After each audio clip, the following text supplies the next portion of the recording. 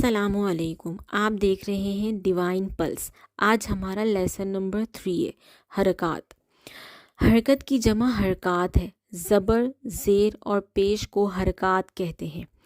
زبر اور پیش حرف کے اوپر جبکہ زیر حرف کے نیچے ہوتا ہے۔ جس حرف پر کوئی حرکت ہو اسے متحرک کہتے ہیں۔ زبر منہ اور آواز کو کھول کر، زیر آواز کو نیچے گرا کر اور پیش ہونٹوں کو گول کر کے ادا کریں۔ حرکات کو بغیر کھینچے، بغیر جھٹکا دیے معروف پڑھیں۔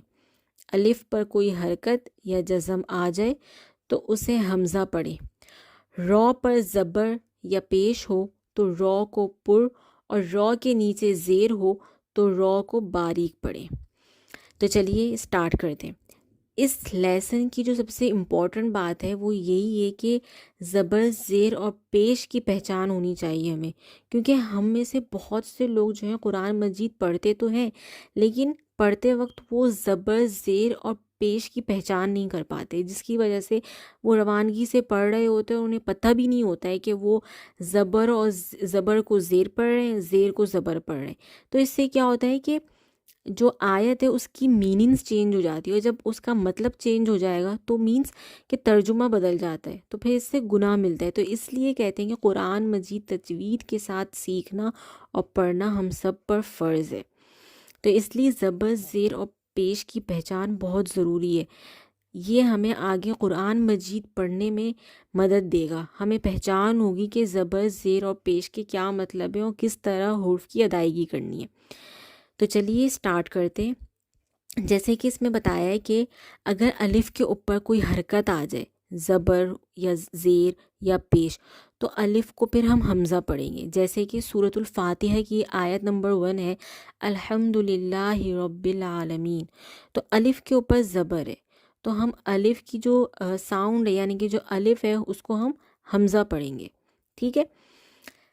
جیسے کہ حمزہ زبر آ، حمزہ زیر ای، حمزہ پیش او، با زبر با، با زیر بی، با پیش بو، تا زبر تا، تا زیر تی، تا پیش تو، ثا زبر ثا، ثا زیر تھی، ثا پیش ثو، جیم زبر جا، جیم زیر جی، جیم پیش جو، ہا زبر ہا، ہا زیر ہی، ہا پیش ہو، خا زبر خا، خا زیر خی، خا پیش خو، دال زبر دا، دال زیر دی، دا پیش دو، ذال زبر ذا، ذال زیر ذی، ذال پیش ذو، را زبر را، را زیر ری، را پیش رو۔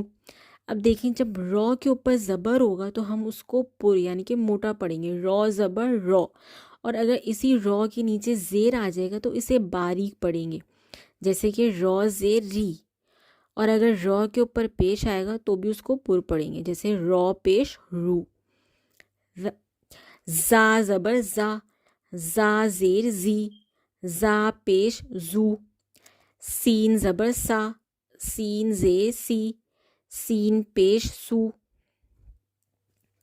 شین زبر شا، شین زیر شی، شین پیش شو، صاد زبر صا، صاد زیر سی، صاد پیش سو، ضاد زبر ضا، ضاد زیر ضی، ضاد پیش ضو، طا زبر طا، طا زیر طی، طا پیش تو، ضا زبر ضا، ضا زیر ضی، ضا پیش ضو، عین زبر ع، عین زیر عی، عین پیش عو، غین زبر غا، غین زیر غی، غین پیش غو، فا زبر فا، فا زیر فی، فا پیش فو، قاف زبر قا، قاف زیر قی، قاف پیش قو، کاف زبر کا، کاف زیر کی، کاف پیش کو۔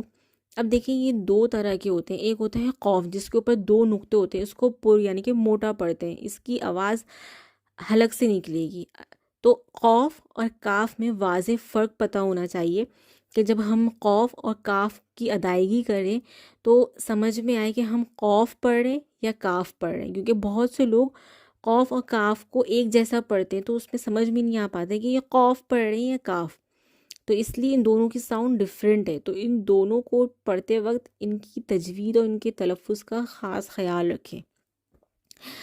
لام زبر لا، لام زیر لی، لام پیش لو، میم زبر ما، میم زیر می، میم پیش مو، نون زبر نا، نون زیر نی، نون پیش نو، واو زبر وا، واو زیر وی، واو پیش وو، ہا زبر ہا، ہا زیر ہی، ہا پیش ہو. اب یہ جو ہا ہے اس کو ہم نرمی سے پڑھیں گے، اور ایک اوپر جو ہم نے ہا پڑھا تھا اس کی آواز حلق سے نکلے گی.